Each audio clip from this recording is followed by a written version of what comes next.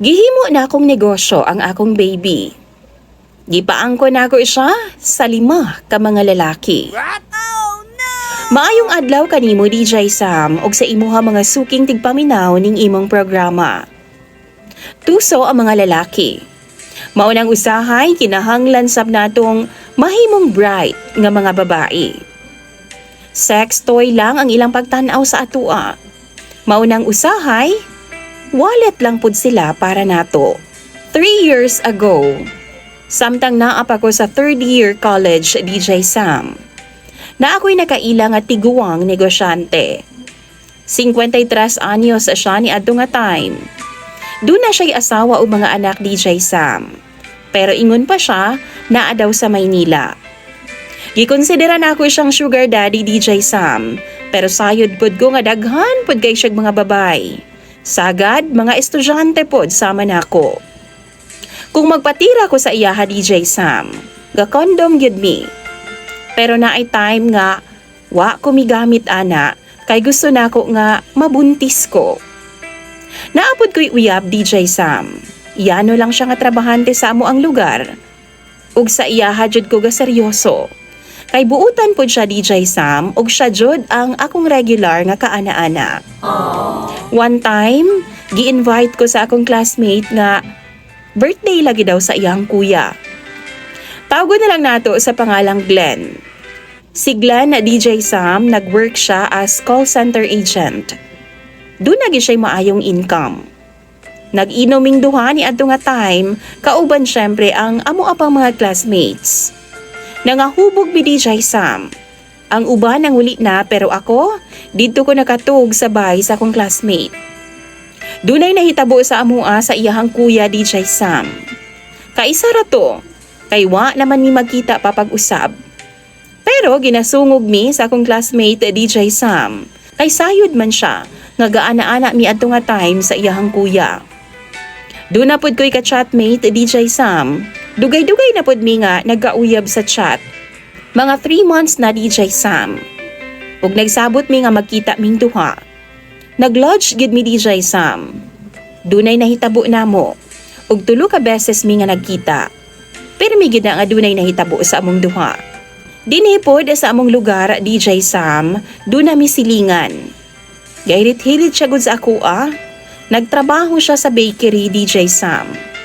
Nakaila na ako siya kay sige man siyag panghatag og pan sa akong papa. Taga dito ra gud pod sa amua.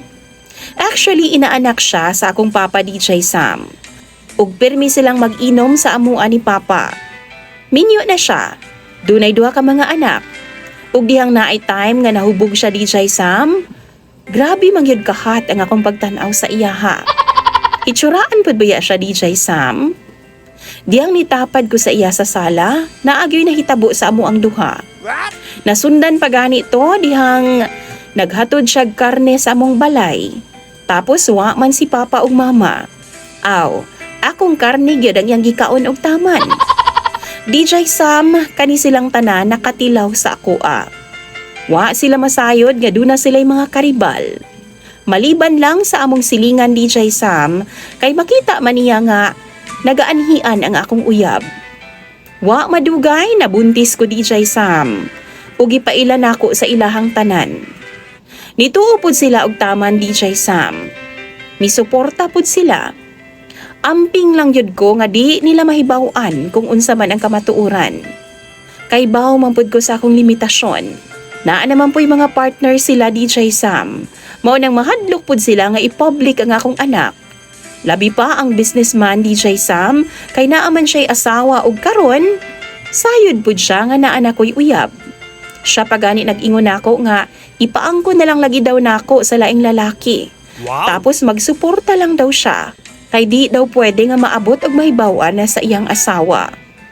Tiba-tiba ko DJ Sam, kay 5 man silang gasuporta sa ako Pero ang kalagutan ng nako kay epal kaayo nga akong mama. Nasayran man niya, nasakpan man niya ang akong tirada. Ug ipaundang niya DJ Sam.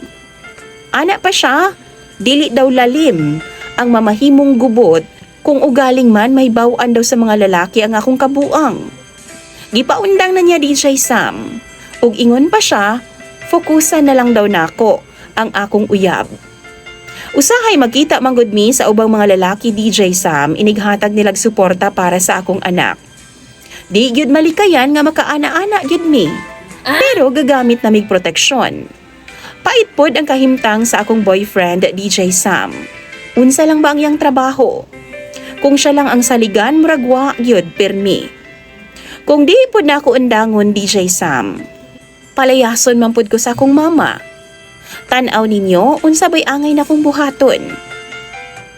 Kaysa tinuod lang DJ Sam no, wa gyud pod ko masayod kung kinsa gyud ang tinuod nga amahan sa akong anak. Kay murag kung magtan-aw gud ko sa akong baby no, makita man ako silang tanan sa ilaha. Maumaora man og itsura sa mga lalaki nga akong gipaila nga amahan niya. Tambagi daw ko ninyo be mga viewers. Ako nang pambasahon tanan sa comment section ng inyong mga advice. Salamat pod kaayo DJ Sam, ugaling man mabasa nimo ang akong istorya. Imong sender o follower DJ Sam, Talia.